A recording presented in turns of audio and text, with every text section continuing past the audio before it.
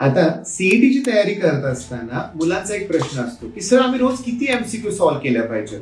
बघा, मुलांचं उत्तर येतं की सर रोज 50 एमसीक्यू सॉल्व्ह करू, 100, 200, 300 किती सॉल्व्ह केल्या पाहिजेत. तर उत्तर नीट ऐका. तुम्ही किती एमसीक्यू सॉल्व्ह करतात हे इम्पॉर्टंट नाहीये, पण त्या कन्सेप्ट तुमच्या क्लिअर आहेत का हे इम्पॉर्टंट आहे.